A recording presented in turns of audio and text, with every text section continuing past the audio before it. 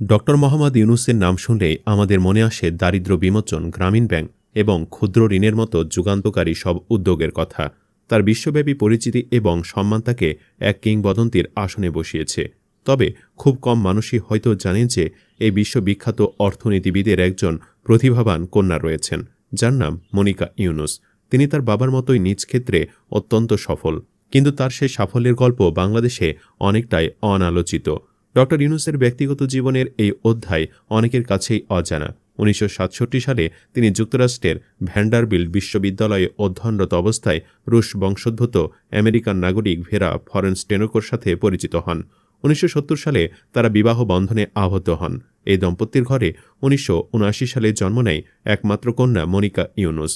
তবে দুর্ভাগ্যজনকভাবে মনিকার জন্মের অল্প কিছুদিনের মধ্যেই ডক্টর ইউনুস এবং ভেরা ফরেন-স্টেনোকোর দাম্পত্য সম্পর্কে ফাটল ধরে এবং তাদের বিচ্ছেদ ঘটে। মা ভেরা ফরেন-স্টেনোকো শিশুকন্যা মনিকাকে নিয়ে যুক্তরাষ্ট্রে ফিরে যান। ফলস্বরূপ মনিকার শৈশবের বেশিরভাগ সময় কেটেছে বাবার প্রত্যক্ষ সান্নিধ্য থেকে দূরে। অনেক বছর পেরিয়ে ২০০৪ সালে মনিকা তার বাবার সাথে প্রথমবার যোগাযোগ স্থাপন করেন। এই আবেগঘন মুহূর্তের পরের বছর অর্থাৎ ২০০৫ সালে তিনি বাংলাদেশে এসে তার পিতার সাথে দেখা করেন।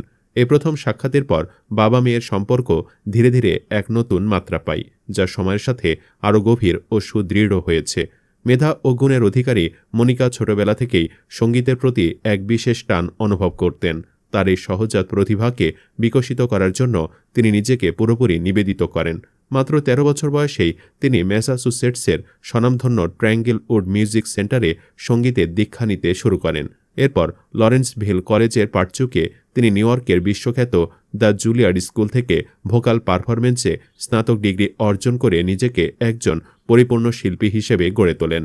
জুলিয়ার্ড থেকে স্নাতক হওয়ার পরপরই মনিকা পেশাদার অপেরা শিল্পী হিসেবে তার ক্যারিয়ার শুরু করেন। অপেরা হল পশ্চিমা শাস্ত্রীয় সঙ্গীতের এক বিশেষ শাখা, যা তার নিজস্ব গাম্ভীর্য এবং পরিবেশনার জন্য বিশেষভাবে পরিচিত।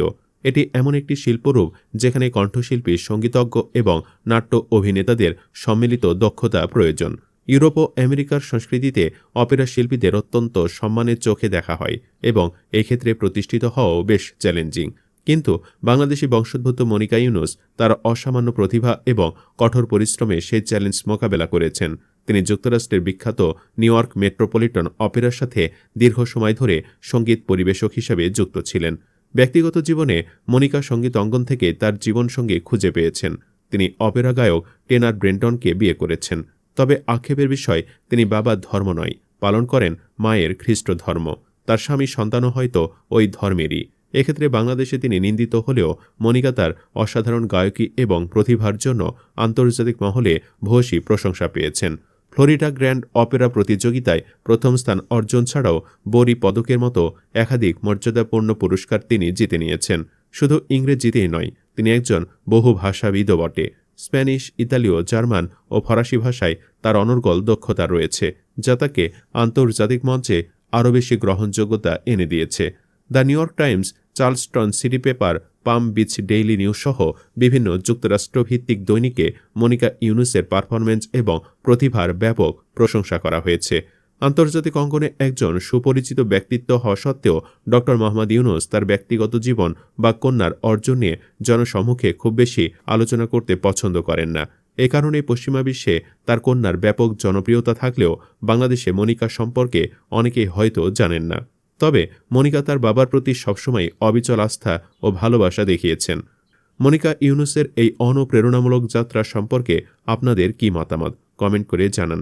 ভিডিওটি ভালো লাগলে লাইক করুন, বন্ধুদের সাথে শেয়ার করুন এবং আমাদের চ্যানেলটি সাবস্ক্রাইব করে পাশে থাকুন এমন আরও অজানা গল্প জানতে। ধন্যবাদ।